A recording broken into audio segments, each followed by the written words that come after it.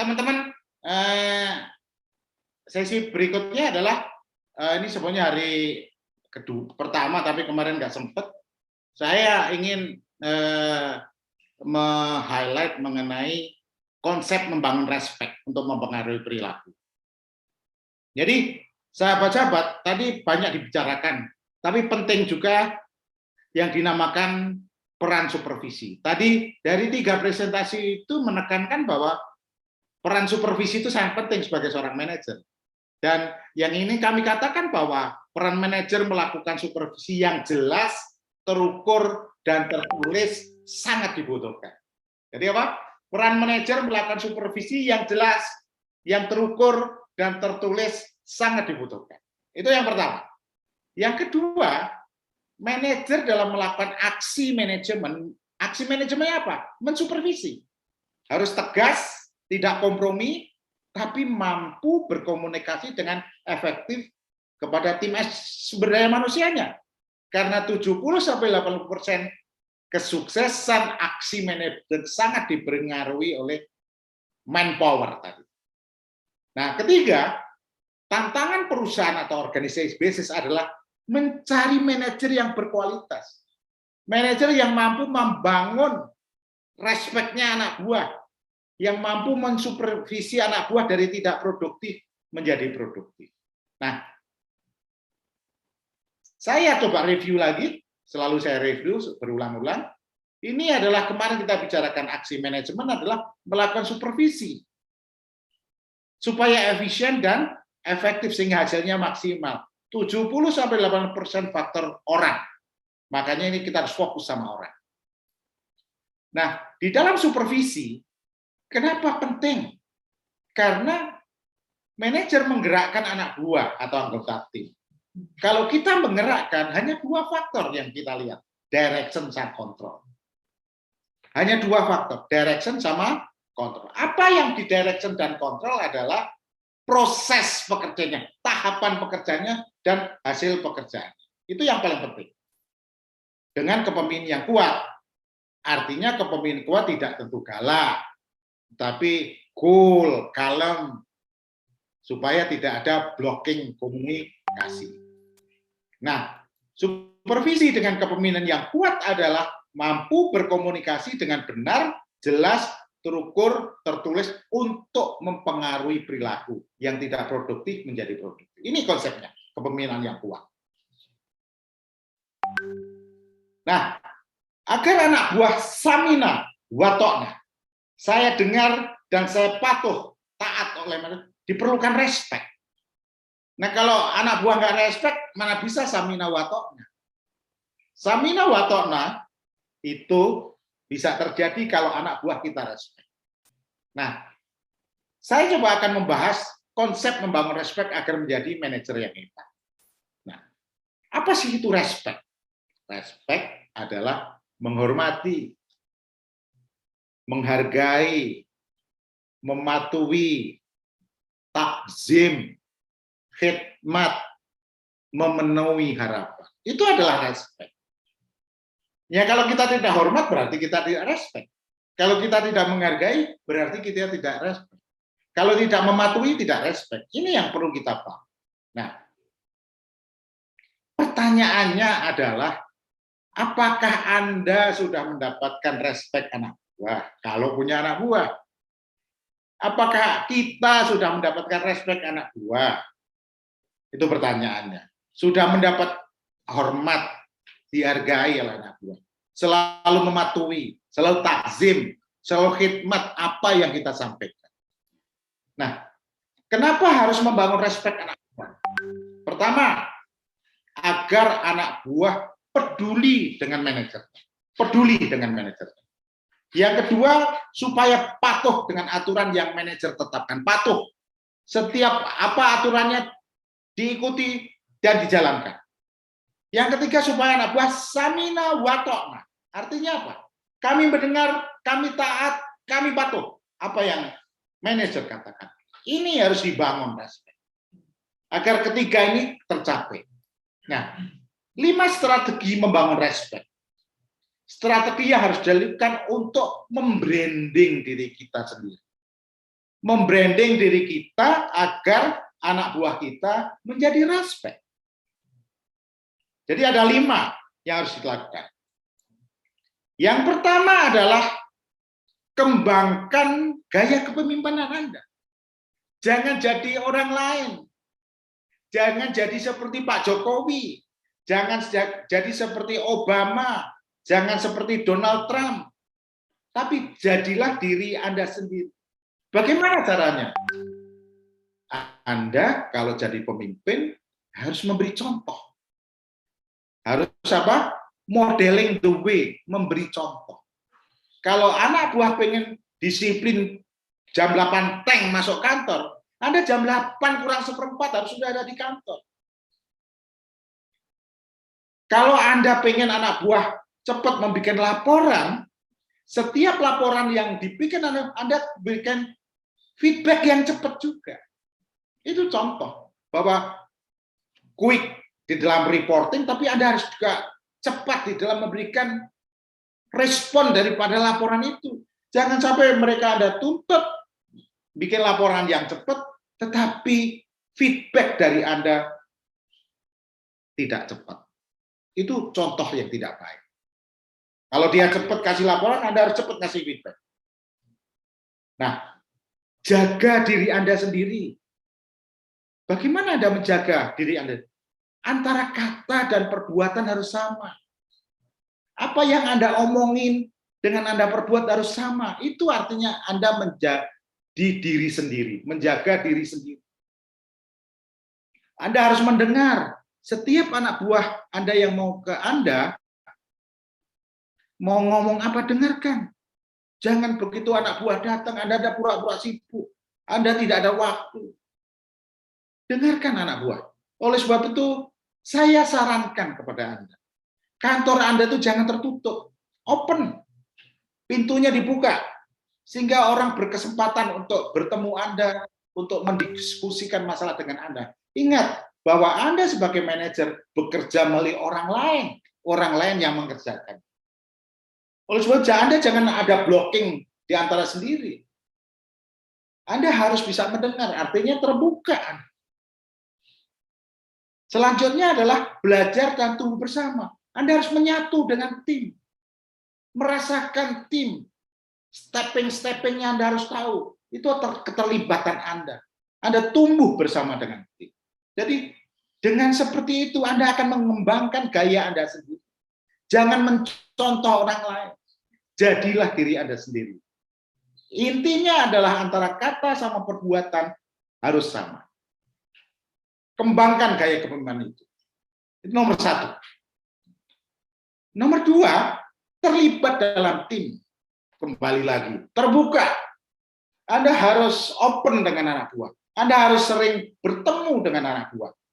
Anda harus mengenal tim Anda satu persatu. Anda kenal di sini kekuatannya di mana, kelemahan di mana, apa yang perlu dibantu. Ini masalahnya apa? Ini problemnya apa? Anda harus mengenal tim Anda. Kekuatannya, kelemahannya, apa yang perlu dikembangkan. Sehingga dengan komunikasi yang baik, tanpa marah-marah, konsepnya adalah membantu, konsepnya adalah membangun, Anda akan disukai. Dan yang paling penting Anda peduli terhadap tim. Artinya peduli itu adalah Anda terlibat. Anda tahu persis apa yang terjadi di tim itu. Oleh sebab itu, panggil anak buah, apa yang Anda kerjakan? Apa yang berhasil, apa yang tidak berhasil? Apa kendalanya? Itu juga peduli terhadap tim. Panggil lagi anak buah yang itu. Sering berkomunikasi. Sehingga Anda selalu bersama dengan mereka. Anda terlibat dengan mereka. Ini dinamakan konsep silaturahmi. Konsep silaturahmi itu agar I am okay, you are okay. Agar I am okay, you are okay. Supaya Anda paham dia dan orang paham diri Anda. Itu namanya keterbukaan. Itu namanya mengenal tim. Supaya Anda disukai. Kalau dia nggak suka kepada Anda cari tahu kenapa dia tidak suka. dan bagaimana Anda merubah perilaku untuk disukai anak buah Anda. Kuncinya adalah peduli terhadap tim. Itu yang kedua. Yang ketiga, hasilkan prestasi. Jadi kalau Anda jadi atasan, jadi bos, Anda harus mampu untuk berprestasi. Artinya mampu berprestasi. Anda harus juga pergi ke customer di lapangan, tunjukkan bahwa Anda mampu untuk berpromosi, mampu untuk lobby dengan customer yang tidak bisa dikerjakan oleh anak buah Anda.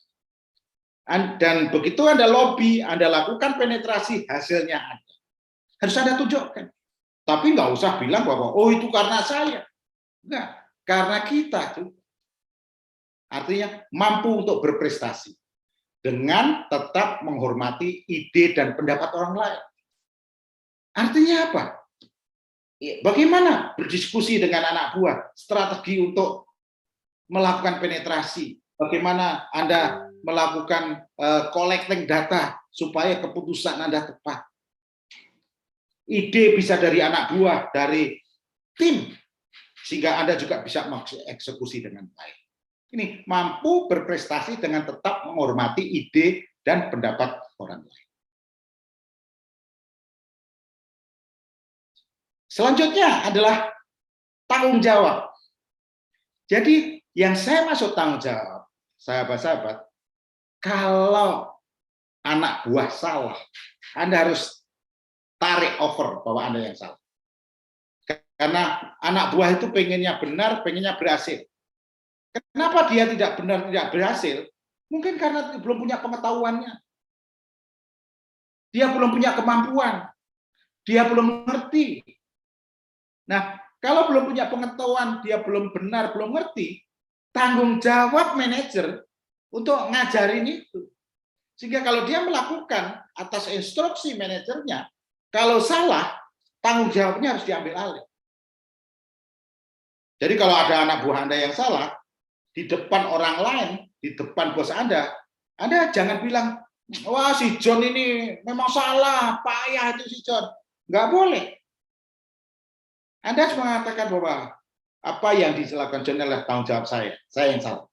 Anda harus mengakui itu. Nah itu akan membangun respek anak buah terhadap Anda. Bahwa Anda bertanggung jawab. Tapi juga kalau sukses, Anda jangan bilang, oh ini karena saya kok, karena saya. Jangan.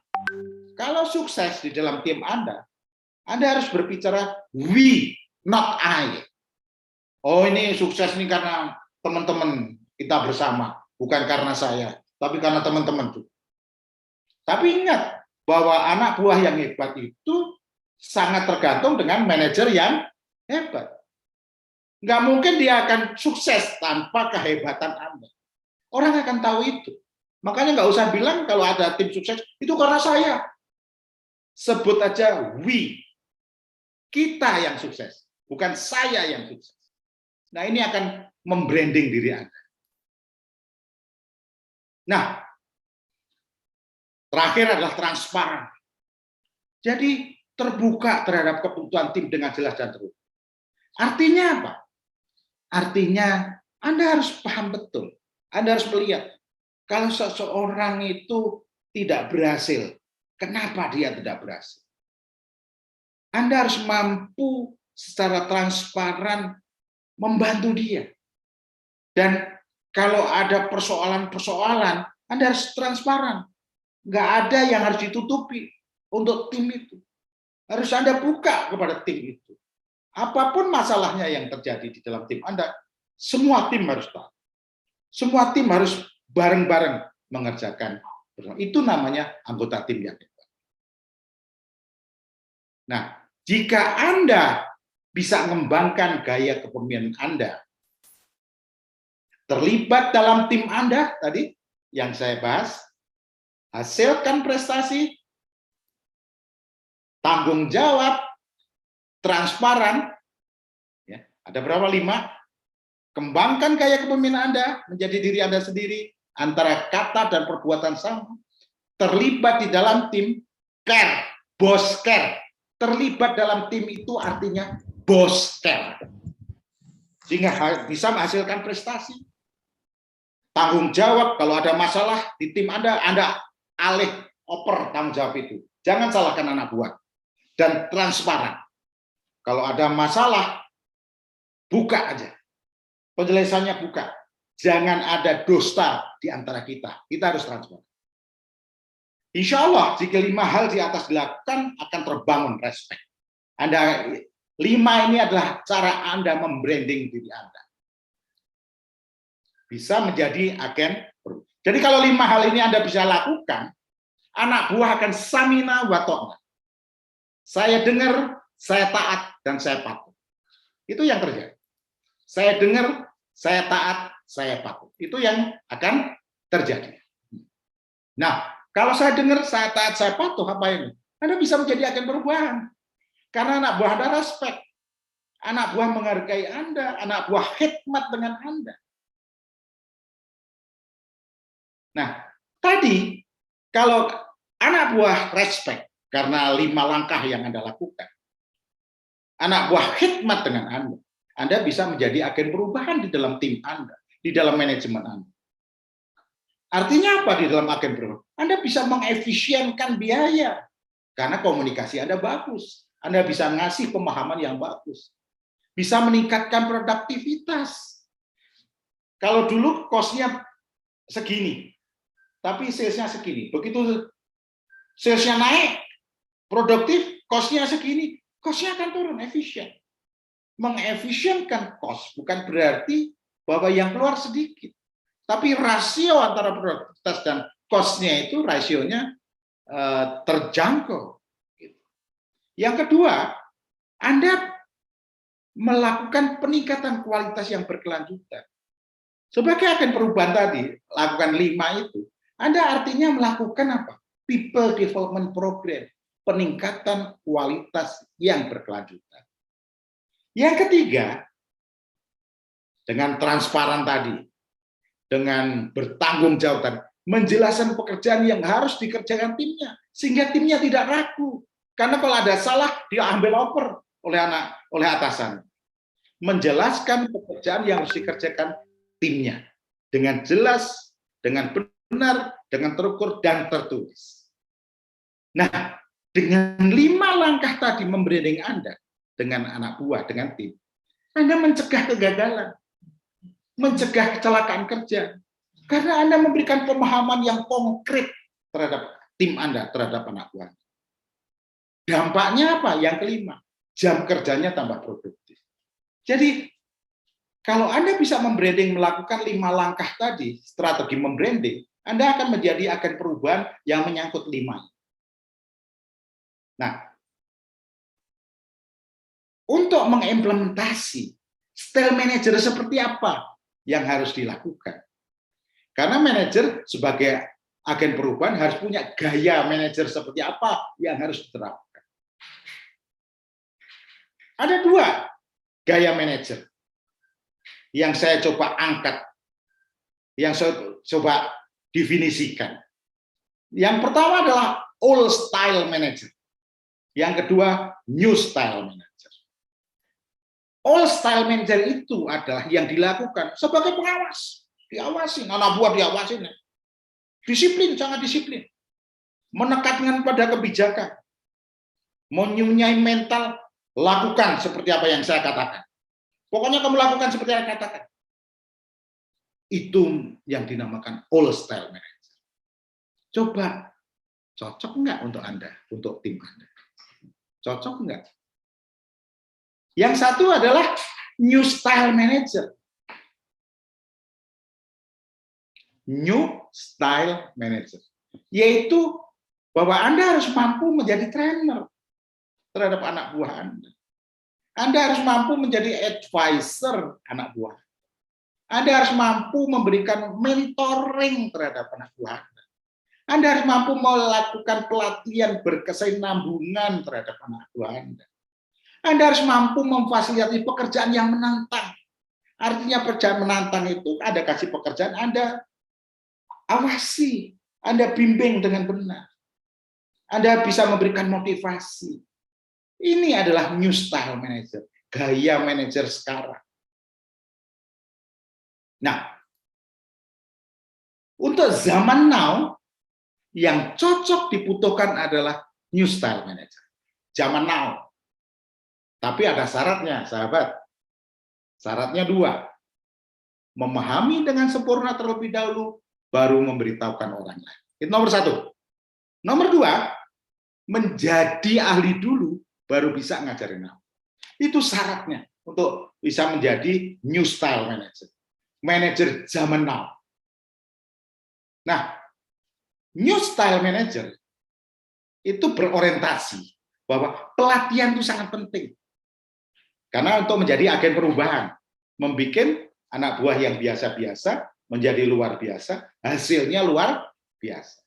Manajer mempunyai beban utama untuk membuat anak buah pintar dan mempunyai kemampuan melaksanakan pekerjaan dengan sempurna. Wajib hukumnya manajer harus mampu merancang pelatihan. Wajib hukumnya manajer merancang pelatihan, supaya Anda bisa menjadi agen perubahan. Dengan merancang pelatihan, merubah dari tidak bisa menjadi bisa dan mampu, Anda bisa menciptakan anak buah yang hebat, artinya Anda manajer yang hebat. Konsepnya dengan new style manager. Jadi, pertanyaannya sekarang, sahabat-sahabat, sulitkah menjadi manajer? Sulit. Yang pertama, kalau Anda tampil awal manajer ngebosi, tukang marah, tukang perintah aja. Yang kedua, ingat bahwa walaupun Anda punya keahlian teknis, bukan penentu keberhasilan menjadi manajer. Karena pekerjaan manajer datang dengan tugas administrasi dan memberikan direction control terhadap proses pekerjaan dan hasil pekerjaan dengan kepemimpinan yang kuat. Itu yang ketiga. Kalau Anda ingin bilang bahwa gampang menjadi manajer. Nah, new style manager, manajer harus hukumnya wajib mampu membuat program people development program. Jadi per individu membuat programnya. Program per individu yang harus Anda lakukan. New style manager itu wajib hukumnya mampu membuat program people development program, artinya program pengembangan SDM per individu, per orang. Dengan apa? New style manager tadi yang saya sebutkan. Anda harus mampu menjadi trainer, mampu mentoring, mampu menjadi advisor, mampu merancang pelatihan yang berkesinambungan, mampu memfasilitasi pekerjaan menantang, dan mampu memberikan motivasi. Nah, kalau ini Anda lakukan, insya Allah anak buah Anda akan berubah dari tidak tahu menjadi tahu, tahu menjadi bisa, bisa menjadi luar biasa, hasilnya luar biasa. Nah, kunci sukses tugas mensupervisi manajer adalah mensupervisi. Pertama adalah dapat memberikan motivasi. Nomor 1 adalah dapat memberikan motivasi. Nomor 2, memberikan umpan balik kepada anak buah. Yang ketiga, menyelesaikan masalah problemnya anak buah atau menghilangkan masalah problemnya anak buah. Itu baru sukses Anda mensupervisi anak buah. Sukses menjadi manajer yang hebat kalau Anda bisa memberikan motivasi, bisa memberikan umpan balik. Yang ketiga, bisa menyelesaikan masalah atau problemnya anak buah. Itu akan menjadi manajer yang hebat. Itu konsepnya. Nah, bagaimana cara Anda bangun respect? Oke. Sekarang kita akan membahas sesi yang kelima, yaitu konsep berorganisasi. Apa? Slide saya udah bisa dilihat ya, kawan-kawan? Halo? Bisa, Pak. Oke. Kelihatan, Pak. Oke. Nah, konsep berorganisasi ini harus dipahami betul. Supaya Anda bisa menentukan posisi Anda di mana dan apa yang harus Anda lakukan. Anda sudah paham mengenai organisasi, tapi Anda harus bisa tahu persis filosofinya daripada berorganisasi.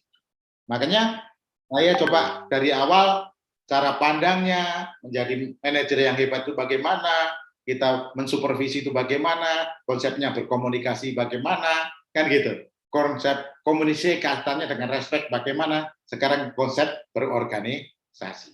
Nah, apa sih definisi organisasi? Saya selalu memulai dengan definisi. Ini organisasi, saya punya Yayasan Madinah Quran. Ini organisasi, saya ketuanya, ini Kiai Haji Zainal Arifin adalah pembinanya, ini lulusan Kairo, sahabat saya. Ini Al-Hafiz ini yang ngajarin di santri, ini saya, ini tim pendiri daripada pesantren Tahfiz Madinah Quran. Ya, nah apa definisi organisasi? Pengelompokan yang sistematis dari orang, ini orang-orang nih atau pegawai dan bersama-sama untuk membawa beberapa tujuan organisasi atau perusahaan. Jadi organisasi itu pengelompokan yang sistematis dari orang atau pegawai dan bersama-sama untuk membawa beberapa tujuan organisasi atau tujuan perusahaan. Apa tujuannya? Kebetulan saya bikin yayasan, ada tujuannya bikin pesantren Tahfiz, men-create hafiz-hafiz Quran. Gitu. Itu tujuannya. Nah, organisasi itu pada prinsipnya kalau kita ekstrak menyangkut 3 hal pokok. Ada orang, ada sistem, ada yang mengusulkan. Jadi apa? Ada orang, ada sistem, ada yang mengusulkan. Itu organisasi. Nah, kalau kita bicara lebih dalam lagi, ada orang. Orang yang membuat keputusan dan melakukan kegiatan yang mengubah tujuan menjadi kenyataan. Itu orang di dalam organisasi. Ada sistem pembagian kerja dari orang-orang tersebut, mendefinisikan perannya anggota dalam organisasi, membuat aturan dan membuat regulasi, itu sistem. Makanya orang harus dibangun, sistemnya yang harus dibangun. Yang ketiga adalah mengusulkan. Proses mengusulkan yang biasa dinyatakan dalam hal tujuan dan sasaran. Apa yang diusulkan? Perbaikan orang, perbaikan sistem, supaya hasilnya maksimal. Jadi organisasi ada orang yang buat keputusan, ada sistem pembagian sistem kerja, ada yang mengusulkan. Jadi kalau kita kerja di dalam suatu organisasi, kalau kita nggak mengusulkan, kita nggak bekerja. Nggak pernah bekerja melihat sistem kita baik atau tidak. Nggak bekerja apakah orangnya, anak buah kita baik atau tidak. Perlu dikembangkan. Makanya perlu usulan bagaimana pengembangan orang dan bagaimana pengembangan sistem. Agar perusahaan atau organisasi menjadi lebih maju, lebih berkembang. Organisasi tadi ada orang untuk membuat keputusan dan melakukan kegiatan, mengubah tujuan menjadi kenyataan. Saat mengubah tujuan menjadi kenyataan itu banyak yang mempengaruhi. Oleh sebab itu sistemnya harus selalu berubah berdasarkan pengaruh-pengaruh yang mempengaruhi sistem itu. Ada yang mengusulkan, makanya perlu diusulkan. Proses mengusulkan biasanya dinyatakan dalam hal tujuan atau sasaran. Nah, manajer melakukan aksi manajemen supaya efisien efektif. Aksi manajemen melakukan proses bisnis melalui orang lain dengan mensupervisi. Landasan dasarnya adalah 6M. Manpower, machine, material, method, market, dan money. Ini harus sebagai landasan dasar aksi Anda dengan melakukan TOS analisis. Analisa TOS, nanti kita akan bahas di dalam bauran manajemen. Lakukan analisa TOS, sehingga dengan landasan dasar ini, di dalam Anda mensupervisi, Anda bisa mengusulkan supaya lebih efisien dan efektif. Anda bisa menginstruksikan anak buah, mengusulkan kepada atasan suatu sistem yang bisa efisien dan efektif. Menginstruksikan kepada anak buah supaya efisien dan efektif, memberikan direction kepada anak buah supaya efisien dan efektif, memberikan kontrol yang efisien dan efektif. Sehingga kalau kita mensupervisi anak buah kita melakukan kesalahan, berarti ada yang kurang di dalam kita melakukan supervisi. Nah, manajer di dalam melakukan aksi manajemen, landasan dasar melakukan aksi adalah 6M ini dengan melakukan TOS analisis. Dengan Anda lakukan TOS analisis, TOS singkatan dari Threats, Opportunity, Weakness, dan Strength Analysis, Anda akan mengetahui ancaman nyata dari aksi manajemen yang ingin Anda mencapai. Jadi, pada waktu Anda melakukan aksi manajemen, dengan analisa TOS itu Anda tahu persis apa yang membuat gagal ancamannya, Anda tahu. Yang kedua, kelemahan di setiap titik sumber 6M itu Anda akan tahu. Yang ketiga, kekuatan di setiap sumber 6M tahu. Yang tidak efisien dan tidak efektif di setiap sumber, Anda tahu. Karena Anda lakukan TOS analysis. Anda pikirkan betul sumber-sumbernya. Apa yang lemah, apa yang kuat, apa yang bikin gagal, apa yang menyebabkan tidak efektif.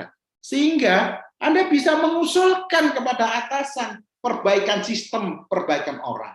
Anda bisa menginstruksikan kepada anak buah apa yang harus dilakukan dengan efisien dan efektif. Anda bisa memberikan direction dengan jelas, terukur, tertulis. Memberikan kontrol dengan jelas, terukur, tertulis. Semuanya adalah dasar-dasar.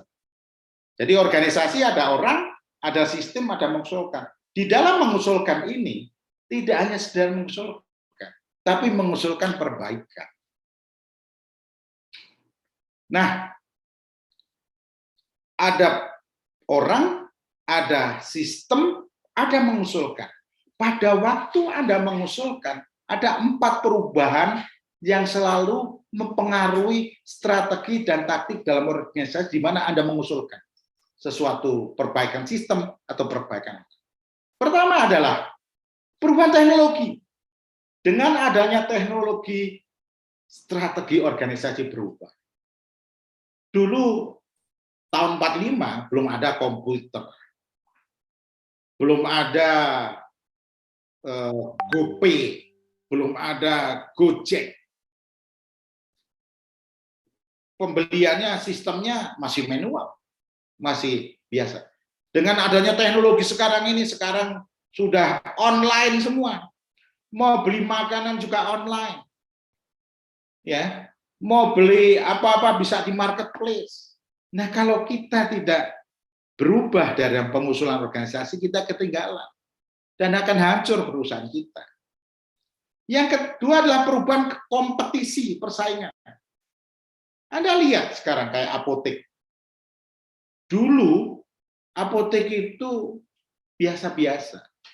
Sekarang sudah ada Century di mall, ada K24, lebih modern, di mana-mana ada, dan lebih bagus. Apa yang terjadi? Kalau kita nggak ikuti perkembangan itu, mati kita, perusahaan kita. Yang ketiga adalah perubahan komunitas. Perubahan karena komunitas masyarakat. Zaman dulu, ya, orang itu senangnya air putih aja cukup. Lifestyle-nya beda. Sekarang, orang lebih suka minum di Starbucks, di mall. Ini adalah perubahan daripada komunitas. Perilaku. Perubahan ini, what the customer need. Apa kebutuhan customer masyarakat. Anda harus tahu persis kalau Anda ingin mengusulkan. Yang ketiga adalah perubahan environment atau peraturan pemerintah. Kayak contohnya, sekarang ini bisnis alat kesehatan. Saya kebetulan menekuni bisnis alat kesehatan. Dulu kalau masuk rumah sakit pemerintah, tender biasa. Siapa yang dekat menang. Sekarang udah nggak bisa juga. Nggak bisa 100%. Sekarang sudah adanya e-katalog pemerintah, pembelian di rumah sakit pemerintah sudah dengan e-katalog, di mana di situ udah ada aturan-aturan. Nah, kalau kita nggak ikut peraturan itu, habis bisnis kita. Jadi, teman-teman, mengusulkan strategi taktik sangat dipengaruhi di dalam organisasi kita. Ada orang, ada sistem, ada mengusulkan. Nah, untuk mengusulkan perubahan teknologi, perubahan kompetisi, perubahan komunitas masyarakat, dan perubahan environment atau peraturan pemerintah, manajer harus mampu mengelola perubahan secara konsisten yang terjadi dan dapat mengantisipasi di dalam membuat strategi taktik. Kalau Anda tidak membuat strategi, tidak melibatkan 4 perubahan ini, strategi Anda bisa gagal. Strategi Anda bisa gagal. Ini adalah esensi daripada bagaimana kita berorganisasi. Saya kasih contoh, sahabat-sahabat. Ini perubahan karena teknologi. Sekarang Jack Ma ini dengan adanya Alibaba mempengaruhi pakem bisnis. Framework bisnis online sekarang gila-gilaan. Adanya Gojek dan Grab, bisnis kuliner, bisnis apa berkembang dengan baik. Shopee, Tokopedia, kita gampang, nggak usah ke mall, ke toko. Kita mau beli apa aja gampang. Sekarang nggak perlu ke apotek juga, bisa lewat Halodoc. Mau beli obat ya Halodoc, di situ ada dokternya juga. Beli dokter, ini perubahan teknologi. Ini merubah perilaku orang. Merubah perilaku orang untuk berubah cara pandangnya membeli sesuatu. Cara pandang berbisnis. Yang kedua, perubahan persaingan. Dulu hanya Century yang memulai bikin apotek di mall. Saya ingat betul, saya masih kerja di Faros waktu itu. Anaknya yang punya Faros, Pak Edi Lembong, yang namanya Andre Lembong, datang dari Amerika, sekolah di Amerika, ngambil pharmaceutical clinic. Dia dikasih tantangan bapaknya untuk bikin apotek jaringan. Pertama dia bikin di Bekasi. Century itu apotek yang pertama di Bekasi. Akhirnya sekarang sudah punya 600-an apotek. Akhirnya apotek lain berubah. Kimia Farma berubah menjadi bagus karena persaingan. Apotek 24 ini franchise jadi bagus. Guardian, Watson pada apotek jaringan. Sementara apotek-apotek yang biasa, kalau dia tidak tempatnya bagus, tidak customer minded, habis apotek. Ini pola perubahan persaingan. Maka strategi harus dilihat dari sini. Perubahan karena komunitas. Kayak Starbucks, itu ada yang dinamakan komunitas My Starbucks ID. Jadi pada bikin komunitas. Ada kalau mobil itu komunitas BMW, komunitas Mitsubishi Pajero. Itu untuk apa? Untuk saling ketemu dan mengeluarkan ide-ide.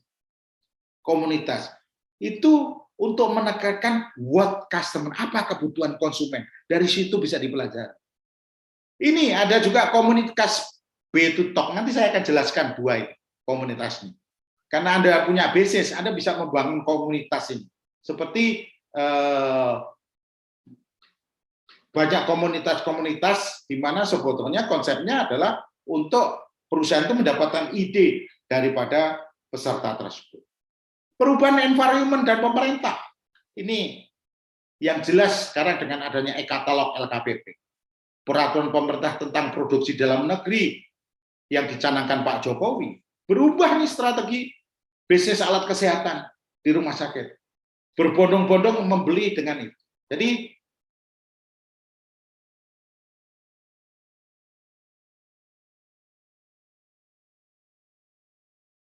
bisnis organisasi.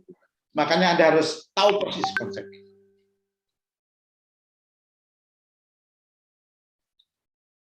Strategi bisnis luar biasa mereka kembangkan untuk mendukung kegiatan promosi adalah membentuk dan mengelola komunitas online.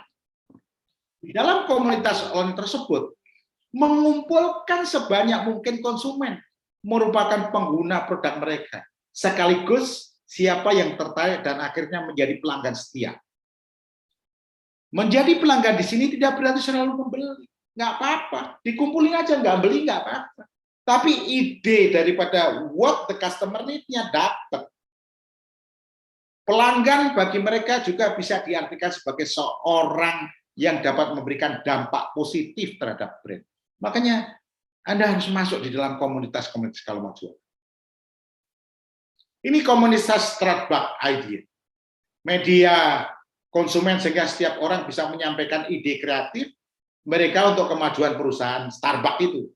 Sebagai wadah melakukan analisa tren dengan adanya member, akhirnya tercatat sukanya kopi kayak apa, beli kopinya seperti apa, sehingga ada tren varian apa yang diinginkan oleh masyarakat. Kita bisa survei di situ langsung. Starbucks secara berkala menyebarkan survei pada komunitas tersebut, mengingat hingga saat ini sudah jutaan orang bergabung dalamnya. Tujuannya apa? Menjadi paduan untuk menentukan inovasi baru pada produk minuman kopi Starbucks. Jadi komunitas itu bisa juga sebagai survei kita untuk product development. Untuk tahu what the customer need. Ada satu lagi, sahabat-sahabat juga. Komunitas Beauty Talk ini dari Sephora. Ini Sephora ini dulu marketing Asia Pasifiknya sekarang yang punya kopi kenangan. Ini dia bikin di Indonesia adalah komunitas Beauty Talk. Di situ memfasilitasi diskusi saling sukuratif antar penggunanya kosmetik tersebut. Dia mengorganisir forum itu para audiens. Jadi yang presentasi juga membernya, yang jualan juga membernya dan sebagainya. Apa yang terjadi? Di situ dapat data-data yang bagus mengenai apa kebutuhan pelanggan, apa yang diinginkan pelanggan. Jadi komunitas Beauty Talk ini dari Sephora ini secara instan para audiens menjadi duta brandnya dan mendorong pengguna lain untuk menggunakan produk. Apa enggak luar biasa komunitas-komunitas ini. Ini luar biasa. Ini yang patut kita contoh. Dapat dikatakan bahwa perubahan teknologi, persaingan atau kompetisi, perubahan komunitas, what the customer need, perubahan peraturan pemerintah dan faktor lingkungan, mempengaruhi strategi dan taktik bisnis model organisasi Anda yang Anda lakukan. Oleh sebab itu kalau Anda menjadi manajer, kalau membuat bisnis model organisasi Anda, 4 hal ini harus dipertimbangkan.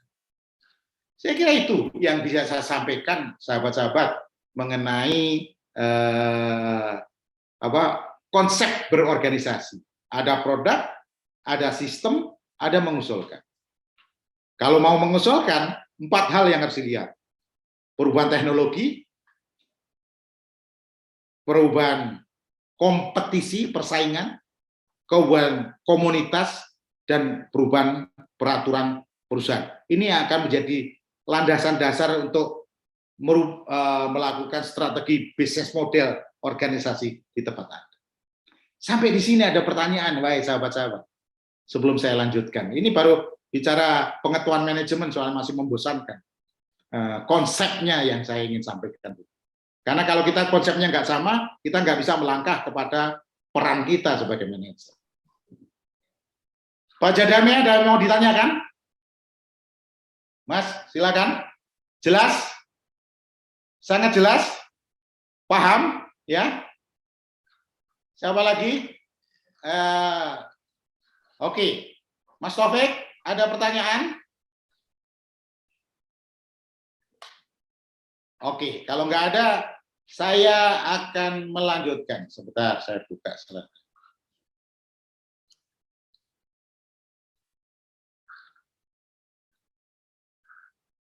Keenam.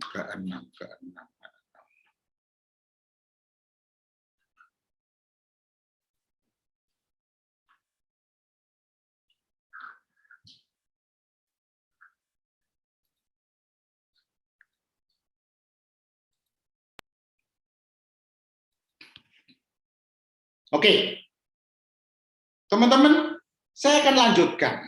Kalau tadi konsep berorganisasi, sekarang konsep peran Anda sebagai manajer dalam berorganisasi. peran Anda dalam berorganisasi. Nah, konsep ya, peran dalam berorganisasi untuk bisa menciptakan anggota tim yang hebat. Di dalam organisasi itu ada direktur, ada manajer, ada anggota tim. Di setiap organisasi, padahal direktur juga manajer juga sih, tapi nanti lebih spesifik nanti saya akan jelaskan. Ya. Nah, peran tim yang hebat, direktur, manajer, dan anggota tim harus memahami perannya masing-masing. Kalau dia tidak bisa memahami perannya masing-masing, tidak bisa sinergis, kacau kan, dan hasilnya tidak akan baik. Nah, peran tim yang hebat, bos atau direktur, manajer atau tim, dia harus tahu persis apa tugas dan aksi yang harus dilakukan. Jadi ketiga itu harus tahu apa tugasnya dan aksi yang harus dilakukan supaya organisasi atau perusahaan menjadi berkembang. Kadang-kadang kalau ditanyain, dia nggak ngerti apa tugasnya dan aksi yang harus dilakukan.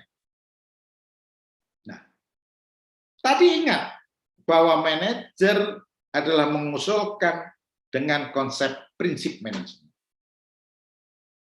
Apa prinsip manajemen? Saya akan memulai selalu dengan definisi. Prinsip manajemen itu, kalau kita menjadi seorang manajer, melakukan aksi manajemen, itu harus berpikir, membuat dan menentukan suatu pekerjaan. Ingat, membuat dan menentukan aksi manajemen itu kan membuat menentukan suatu pekerjaan. Yang sulit menjadi mudah. Artinya mudah apa? Mudah dipahami, mudah dimengerti, mudah dikerjakan oleh orang lain. Bisa anak buah, bisa atasan, bisa teman selevel dalam pekerjaan, dan mempunyai hasil yang sempurna. Artinya sempurna itu hasilnya efisien dan efektif aksi yang dilakukan. Jadi prinsip manajemen itu harus melekat di dalam diri kita sebagai seorang manajer. Membuat dan menentukan suatu pekerjaan yang sulit menjadi mudah, mudah dipahami, mudah dimengerti, mudah dikerjakan oleh orang lain, bisa anak buah, bisa atasan, bisa teman-teman, dan punya hasil yang sempurna. Nah, tadi saya ulangi lagi, organisasi menyangkut tiga hal. Ada orang yang membuat keputusan merubah kegiatan, mengubah tujuan menjadi kenyataan.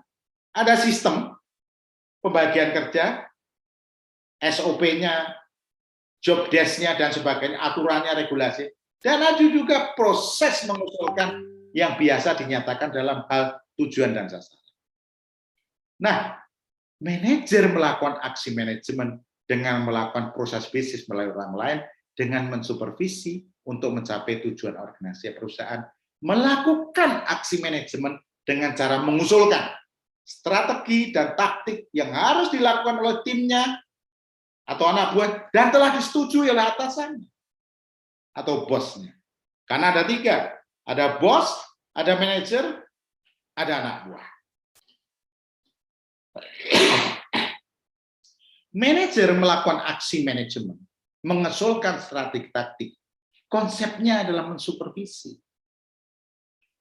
Kalau di dalam konsep mensupervisi memberdayakan 6M ini menjadi efisien dan menjadi efektif, jika aksinya bagus dan benar, maka unit penjualannya meningkat, jumlah nilai rupiah meningkat, market share-nya meningkat. Kalau ini efisien dan efektif. Kalau ini tidak efisien dan efektif, ini tidak akan terjadi. Yang aksi bagus itu tidak akan terjadi.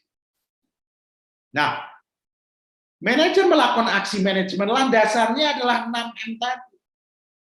Landasan 6M itu apa? Dengan TOS analisis, melihat yang tidak efisien, melihat yang tidak efektif, diusulkan dengan prinsip manajemen, mengusulkan kepada atasan, menginstruksikan kepada anak buah, memberikan direction control terhadap anak buah, supaya menjadi efisien, supaya menjadi efektif. aktivitasnya, aksinya menjadi. Sehingga apa? Hasil unitnya meningkat, rupiah meningkat, market share-nya. Ini adalah konsep pengetahuan. Nah, tadi sudah kita bahas di dalam forum organisasi bahwa landasan dasar untuk melakukan aksi adalah 6M. Makanya perlu evaluasi dan observasi, perlu diagnosis, perlu analisis. Manajer akan menemukan di mana yang tidak efektif, tidak efisien, dibuat usulan strategi dan taktik. Oleh sebab itu di 6M ini coba dievaluasi, diobservasi, didiagnosis layaknya dokter, dianalisis, sehingga Anda menemukan di mana yang tidak efektif, di mana yang tidak efisien, dibuatlah usulan strategi taktik yang menjadi efektif dan menjadi efisien. Dengan prinsip manajemen. Dengan prinsip manajemen. Manajer melakukan aksi, mengusulkan strategi dengan prinsip manajemen. Apa itu prinsip manajemen? Menginstruksikan, memberikan direction, memberikan kontrol, ya kan? Dasar pemikirannya adalah ini. Saya ulangi, tadi agak cepat, maaf. Jadi, manajer dalam melakukan aksi manajemen, mengusulkan strategi dengan prinsip manajemen. Apa sih prinsip manajemen? Prinsip manajemen membuat sesuatu yang sulit menjadi mudah. Artinya apa? Mudah dipahami, mudah dimengerti, mudah dilaksanakan oleh anak buah, sehingga hasilnya menjadi sempurna. Sempurnanya efektif dan efisien. Karena Anda sudah melakukan observasi, evaluasi, diagnosis, dan analisis. Nah, dasar pemikirannya, bagaimana melakukan prinsip manajemen. Jadi, bagaimana cara melakukan prinsip manajemen, seorang manajer, ada dasar pemikirannya. Pertama, manajer melakukan aksi manajemen harus berdasarkan kebenaran dasar hukum. Apa nomor 1? Kebenaran dasar hukum harus berdasarkan peraturan perusahaan. Kebenaran dasar hukum, peraturan perusahaan, job description, standar operating procedure, instruksi kerja yang jelas, terukur, dan tertulis. Ini dasar pertama pemikiran. Nah, ini semua juga lakukanlah observasi, evaluasi, diagnosis, dan analisis. Yang kedua, manajer melakukan aksi harus memakai peraturan perusahaan untuk memutuskan proses bisnis, untuk menjalankan bisnis, harus sesuai peraturan perusahaan. Konsep di dalam melakukan prinsip manajemen. Prinsip manajemen yang harus dilakukan oleh manajer dengan mengembangkan evaluasi, observasi, diagnosis, dan analisis, kemudian melakukan pemotongan atau penyederhanakan mana yang tidak efisien dan mana tidak efektif, kemudian diusulkan dengan prinsip manajemen. Jadi ada 3 ini landasan berpikir. Kebenaran dasar hukum, peraturan perusahaan, job description, standar operating procedure, instruksi kerja yang jelas, terukur, dan tertulis. Manajer melakukan aksi memakai peraturan perusahaan untuk memutuskan proses bisnis, untuk menjalankan bisnis. Jadi tidak boleh nggak sesuai dengan peraturan perusahaan, nggak boleh melanggar hukum. Makanya perlu evaluasi, observasi, diagnosis, analisis. Ini konsep yang harus Anda lakukan. Nah, bagaimana cara melakukan prinsip manajemen tadi? Diobservasi, dievaluasi, analisis, diagnosis. Man dan woman, sistemnya, materialnya, mesinnya, akan ditemukan proses bisnis, tahapan aktivitas bisnis. Mana yang efektif, mana yang tidak efektif, mana yang efisien, mana yang tidak efisien. Prinsip manajemen baru bisa dibuat dengan syarat memahami dulu, baru kasih tahu orang lain. Menjadi ahli dulu, baru bisa mengajarin orang. Ini prinsip untuk bikin prinsip manajemen. Nah, usulannya adalah ada 4. Di dalam usulan Anda di dalam prinsip manajemen itu harus menyangkut keuangan, bagaimana strategi dan taktik cash flow. Kedua, menyangkut customer, apa kebutuhannya? Bagaimana Anda bikin strategi taktik membuat customer loyal. Yang ketiga, operation excellent, pelayanan prima untuk customer, strategi dan taktik pelayanan prima sesuai kebutuhan customer. People, kemampuan anak buah melakukan aksi, strategi taktik menyajikan kemampuan bekerja. Jadi 4. Anda selalu berpikir 4. Bagaimana perusahaan saya cash flow-nya bagus? Untuk cash flow bagus, berarti saya harus menemukan customer yang punya duit, yang mampu memutuskan dan mampu membeli. Sehingga customer ini mau mengeluarkan duit untuk produk yang saya jual. Supaya customer itu bisa mengeluarkan duit apa yang saya jual, kita harus melakukan operation excellent atau pelayanan prima untuk customer. Supaya timbul I am okay, you are okay. Saya jual barang, saya puas memakai barang Anda, customer. Makanya butuh strategi. Nah, untuk bisa melakukan pelayanan prima, butuh strategi people development program. Dengan konsep di dalam managerial new style manager. Ini 4 ini yang harus Anda lakukan. Nah, sebagai manajer, Anda mampu melakukan prinsip manajemen. Jika memiliki pengetahuan manajemen, apa yang harus dijalankan, dikerjakan, dan mengapa. Keterampilan manajemen, bagaimana mengerjakan, dan motivasi, kemampuan mengerjakan. Prinsip manajemen ini bisa dilakukan kalau Anda telah punya pengetahuan manajemen. Apa yang harus dikerjakan dan mengapa? Keterampilan manajemen, bagaimana mengerjakan, dan motivasi. Nah, tadi konsep prinsip manajemen, membuat sesuatu yang sulit menjadi mudah. Mudah dikerjakan, mudah dipahami, mudah dilakukan, sehingga hasilnya menjadi maksimal. Nah, itu semua prinsip. Nah, semua orang, apakah direktur, manajer, anggota tim, berkesempatan untuk mengusulkan dengan konsep prinsip manajemen.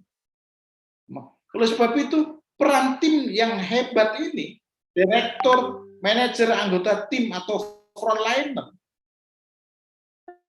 yang harus dilakukan apa? Anda harus paham. Anda harus mengerti konsepnya. Bahwa kalau dia sebagai direktur, apa yang harus dilakukan? Menentukan dan membuat arah organisasi. Manajer apa yang harus dilakukan? Membuat strategi dan taktik organisasi. Anggota tim atau frontliner apa yang harus dilakukan? Mengimplementasi strategi taktik organisasi. Saya akan jabarkan satu persatu. Direktur itu adalah kingmaker. Kalau orang Jawa dulu bapak saya kalau bilang, kalau kamu nanti jadi pemimpin, hanya 4 M. Nganggo, gedek, ngasih, ngampleng.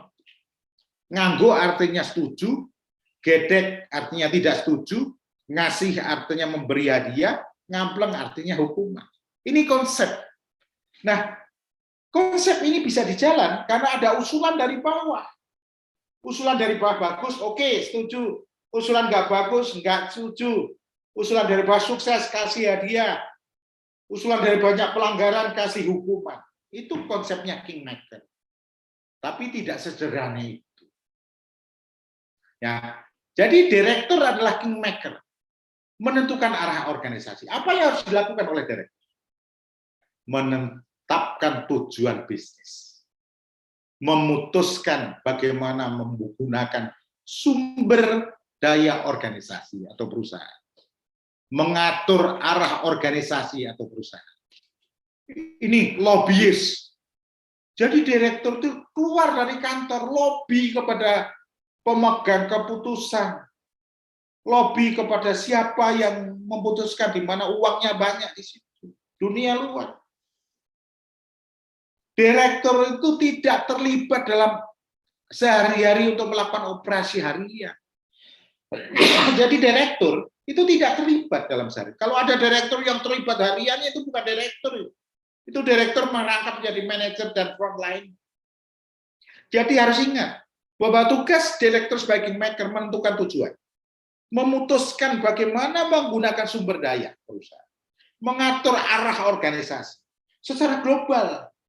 Tapi yang penting adalah bagaimana lobby, melobi key person, melobi orang-orang top di high level ini supaya bisa berpartnership bekerja dengan kita.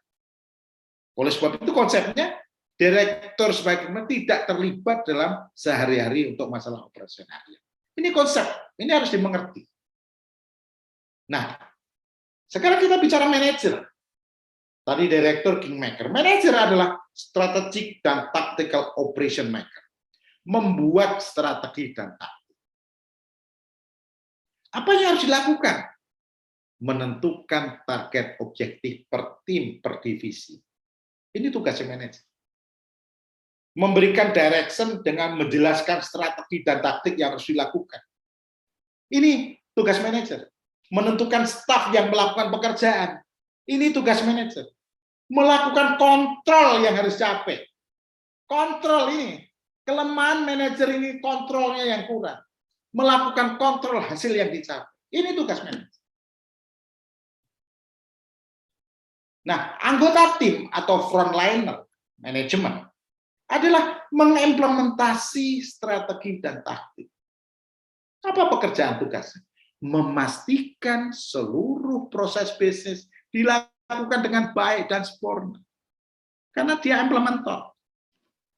Memastikan hasil pekerjaan sesuai dengan target yang ditentukan oleh pimpinan atau direktur atau manajer. Yang ketiga adalah membuat pelanggan puas. Ini yang penting nomor 3. Sebagai frontliner harus membuat pelanggan puas. Supaya pelanggan puas adalah memastikan pekerjaan sesuai dengan target yang ditentukan oleh direksi. Memastikan prosesnya benar dan sempurna. Supaya pelanggan menjadi puas. Itu tadi perannya direktur, manajer, dan frontline. Nah, sekarang kalau kita lihat peran manajer dalam tim itu apa? Peran manajer dalam tim, menurut Dr. Henry Mintzberg, seorang peneliti manajemen terkemuka asal Kanada, melakukan penelitian untuk mencari tahu apa tugas dan tanggung jawab manajer, otoritas dan status formal. Jadi, sebagai seorang manajer, otoritas dan status formalnya, sebagai interpersonal role, peran interpersonal atau antar pribadi. Yang kedua, informational role, peran memberikan informasi. Decisional role, peran melakukan keputusan. Jadi ada interpersonal role adalah peran antar pribadi, dan peran sebagai pemberi informasi, dan peran untuk bisa memutuskan. Ini adalah otoritas dan status formalnya. Sebagai Anda harus paham, bahwa Anda harus mengerti bahwa Anda mempunyai peran untuk memutuskan. Anda mempunyai peran untuk memberikan informasi. Anda mempunyai peran untuk interpersonal antar pribadi. Jadi, kalau saya jabarkan lebih, interpersonal role itu apa? Sebagai sosok, figur bagi anak buah Anda. Sebagai pemimpin dan sebagai penghubung antara anak buah dengan atasan. Itu adalah interpersonal role. Makanya Anda harus mampu berkomunikasi dengan baik. Sebagai seorang figur, Anda bisa menjadi contoh lebih baik. Sebagai seorang pemimpin, Anda harus bisa mempengaruhi perilaku. Sebagai penghubung, Anda bisa menyerap aspirasi yang lebih baik. Nah, ini nanti dibaca sendiri penjelasan ini. Penjelasan ini ya. Nah, yang kedua, sebagai informational role. Tugasnya apa? Memantau, memonitor apa yang dikerjain anak buah. Direction dan control. Diseminator, penyebar informasi. Sebagai spokesman, sebagai juru bicara. Itu adalah peran international role atau peran informasi. Nanti ini tolong dibaca sendiri, didiskusikan, saya ngambil poinnya. Nah, Tiga adalah peran decisional role. Ingat, sebagai manajer di suatu perusahaan, bahwa Anda sebagai entrepreneur, wirausaha, harus menghasilkan uang. Bahwa usaha itu harus profit. Yang kedua, sebagai disturbance handler atau penanganan gangguan. Jadi kalau ada yang bergejolak, ada konflik, Anda harus bisa menangani. Sebagai resources allocator, sebagai pengalokasi sumber daya, sebagai negosiator. Itu adalah tiga hal. Jadi hubungan pribadi, role hubungan pribadi, ya, role-nya sebagai pemberi informasi, dan role-nya peran sebagai keputusan. Ini saya udah jabari, nanti minta izin dibaca sendiri, ya keterangannya. Tapi intinya adalah seperti itu. Jadi sahabat-sahabat, perannya manajer itu jelas. Dan Anda harus tahu secara organisasi, apa itu direktur, apa manajer, ada frontline. Tugasnya masing-masing. Insya Allah, kalau Anda tahu itu, Anda bisa menempatkan di mana posisi Anda dan apa peran yang harus Anda lakukan. Saya ingin membahas juga, ini penting juga, bahwa apa yang dinamakan dengan insight networking.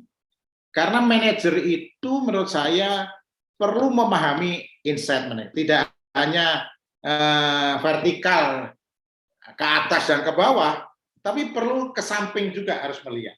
Meskipun bukan divisinya, tetapi itu akan mempengaruhi hasil pekerjaan di dalam suatu ekosistem di dalam perusahaan. Makanya saya ingin membahas mengenai insight networking sebagai bekal Anda menjadi seorang manajer yang hebat. Memahami insight networking adalah membangun jejaring di dalam perusahaan sangat diperlukan untuk bisa menciptakan anggota tim yang hebat.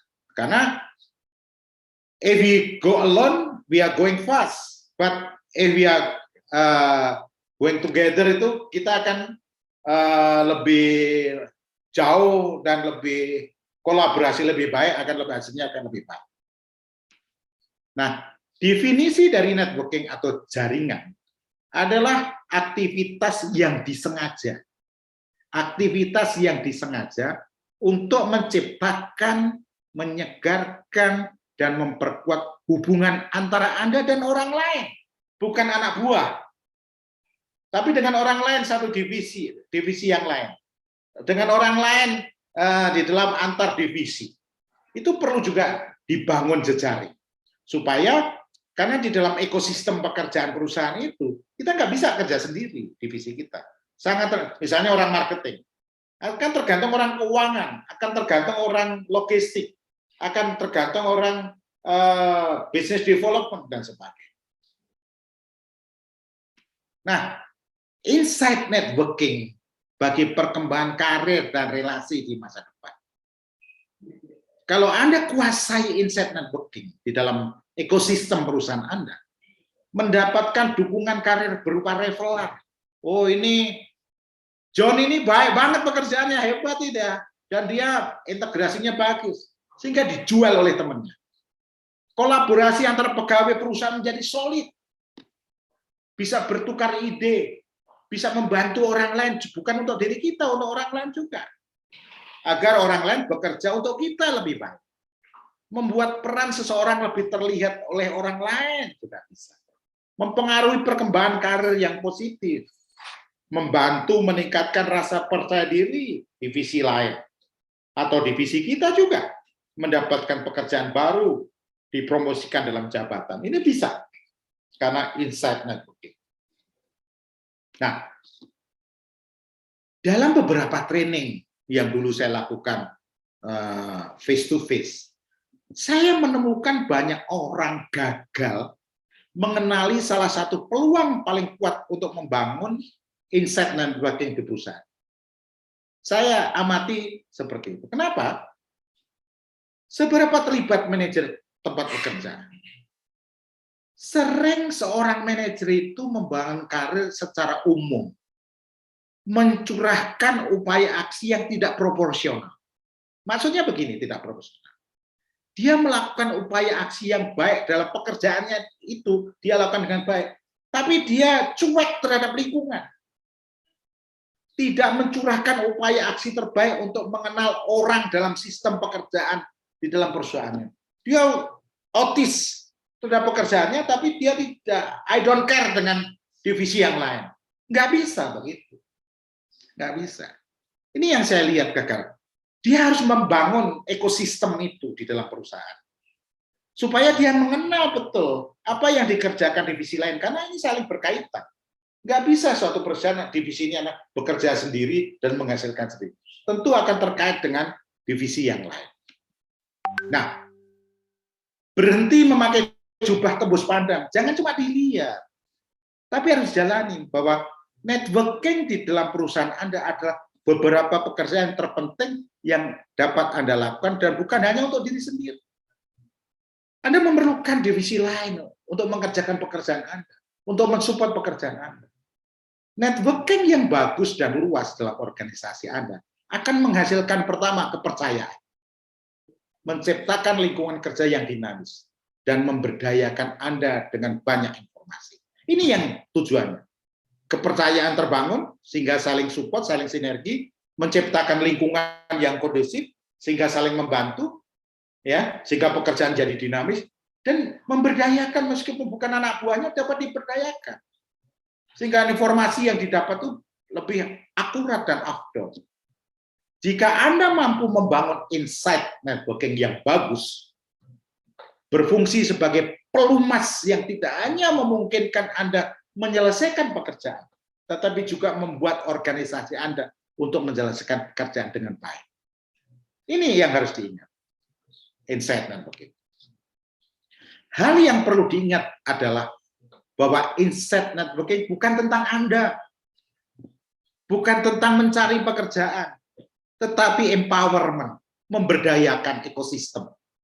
Siapa dan apa yang Anda ketahui untuk membantu orang lain menjadi sukses. Ini wajib Anda lakukan. Membangun yang dinamakan insight networking. Jangan autis terhadap diri sendiri di dalam ekosistem perusahaan. Jika Anda menerapkan pendekatan bagaimana saya bisa membantu untuk bernetworking, berjejaring di dalam organisasi, Anda memiliki definisi kolaborasi. Tim yang hebat itu bisa berkolaborasi, bisa mendengarkan orang lain, bisa mengasih pendapat orang lain, bekerja sama untuk menyelesaikan masalah. Itu kolaborasi.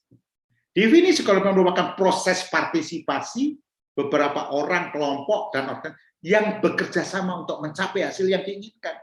Ekosistem perusahaan itu adalah kerja kelompok untuk mencapai hasil, bukan kerja sendiri-sendiri. Ini harus kita pahami. Dengan siapa saya harus membangun insight networking? Pertama, langkah pertama, cari pemain kunci dimanapun Anda dapat menemukannya di organisasi Anda. Pemain kuncinya siapa?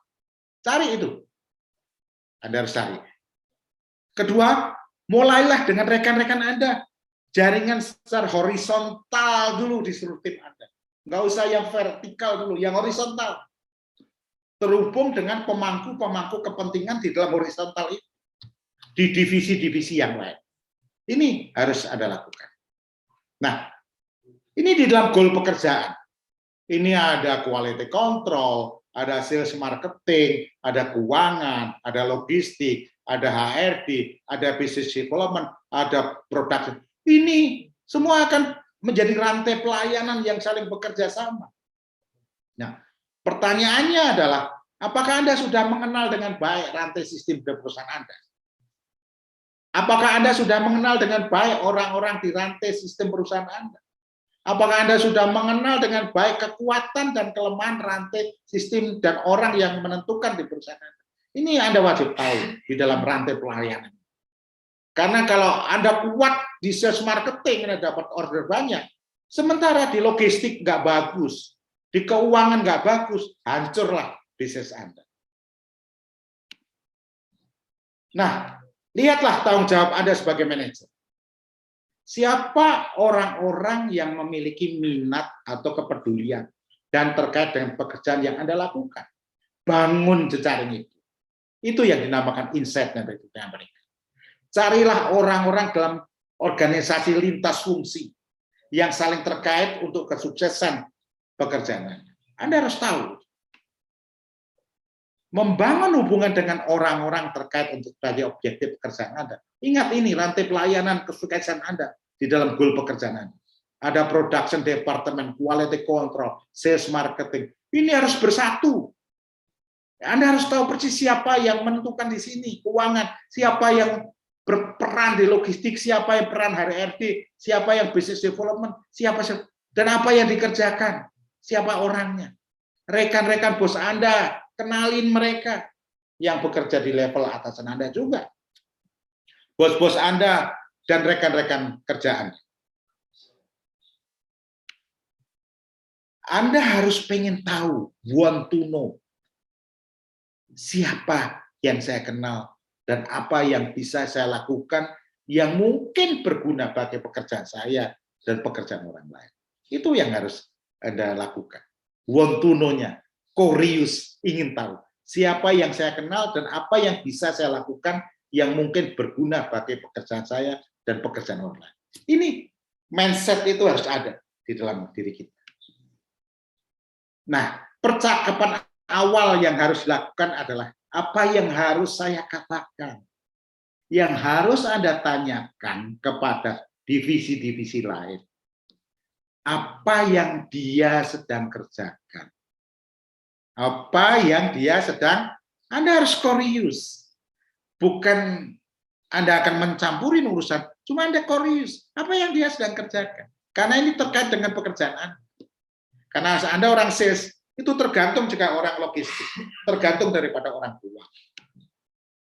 Temuilah setiap manajer. Manajer sebagai pengemudi atau penggerak di dalam perusahaan Anda. Mulailah dengan percakapan apa yang harus saya tanyakan. Yang harus Anda tanyakan, apa yang sedang dia. John, di logistik apa yang lagi dikerjain ya, John? Anda harus want to know. Anda harus bukan mau ikut campur, tapi want to know. Siapa di situ? Siapa yang bekerja di situ? Siapa yang top bekerja di situ? Anda harus tahu. Favorit pertanyaan saya, kalau saya membangun insight networking, apa yang sedang Anda kerjakan? Apa kendalanya? Apa tantangan Anda? Siapa saja orang-orang terbaik di tim Anda? Apa yang membuat mereka hebat? Ini selalu saya tanyakan di setiap divisi. Sehingga saya punya platform mapping di setiap divisi itu. Siapa yang nanti bisa saya hubungi dan saya andalkan kalau saya membutuhkan di sana. Dan saya bangun hubungan baik di situ. Nah, pemahaman kata tentang komandan atau driver atau pengemudi. Komandan, driver, pengemudi adalah pemberi arah, direction, dan kontrol terhadap proses dan hasil dengan kepemimpinan yang kuat. Itu komandan, itu manajer. Manajer sebagai komandan menjadi pengemudi pekerjaan di mana aktivitas dan hasil diukur. Pengemudi atau driver atau komandan menjadi seorang nomor satu di divisinya, di mana di aktivitas hasil diukur.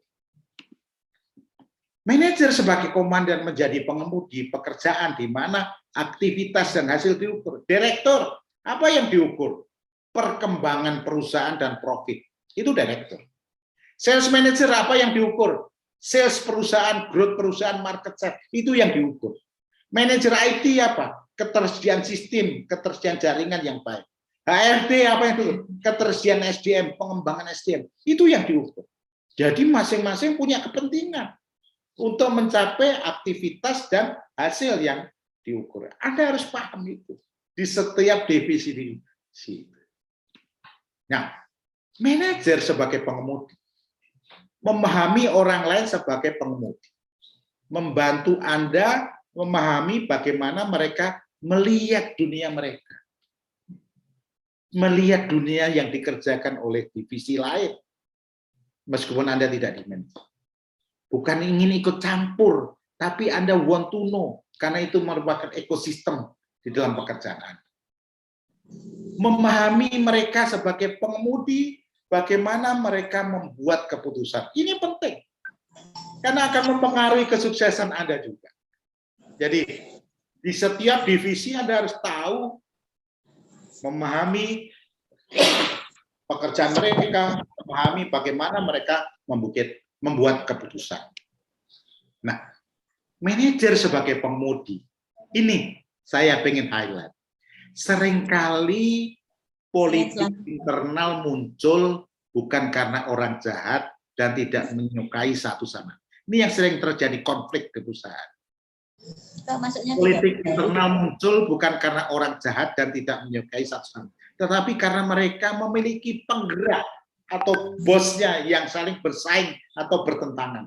Di sini antar divisi saling bertentangan, saling bersaing, sehingga di bawah ini tidak mau membantu, gitu.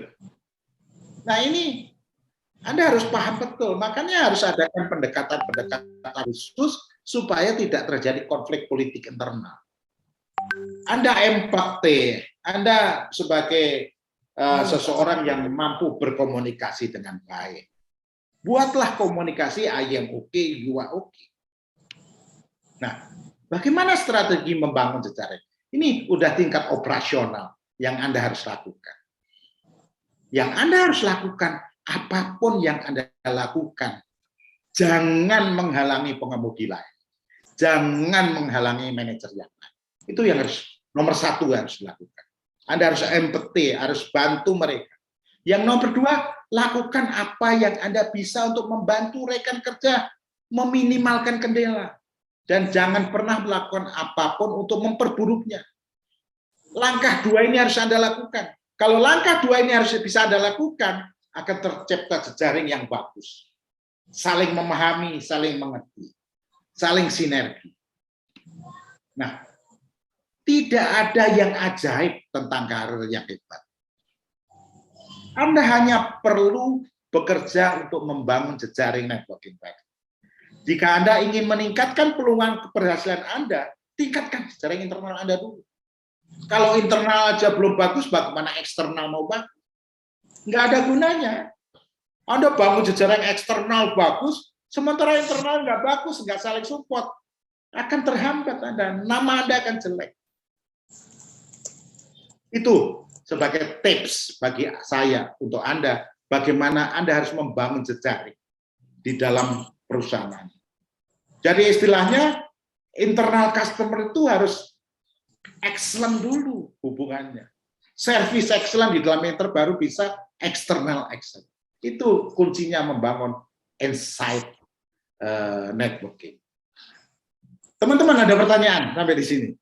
Ini memang agak ras karena 4 topik hari ini saya bahas. Tapi nggak apa-apa, ini masih pengetahuan manajemen. Pak Jedame ada pertanyaan? Menarik topiknya? Menarik Pak, aman Pak. Aman, oke. Bu Yeni ada pertanyaan? Bu Diana ada komentar? Bagus Pak, enggak. Saya bikin simple gitu loh. Intinya bahwa insight marketing itu harus dibangun. Insight networking itu harus dibangun. Karena kalau itu nggak bagus, pekerjaan Anda akan terhambat. Gitu. Itu bagian daripada managerial skill Anda. Karena di dalam managerial skill adalah mensupervisi. Ada yang indirect supervision, ada yang direct supervision. Makanya ada nanti istilah informal leader. Jadi ada di antara manajer-manajer itu yang dituakan menjadi sesepuh untuk menjadi ketua gengnya, itu namanya informal leader. Itu harus dibangun. Kalau Anda bisa membangun insight networking bagus, Anda akan dituakan, Anda akan menjadi tempat bertanya. Kalau itu terjadi, aman bekerja, karena Anda mampu membangun ekosistem di dalam perusahaan.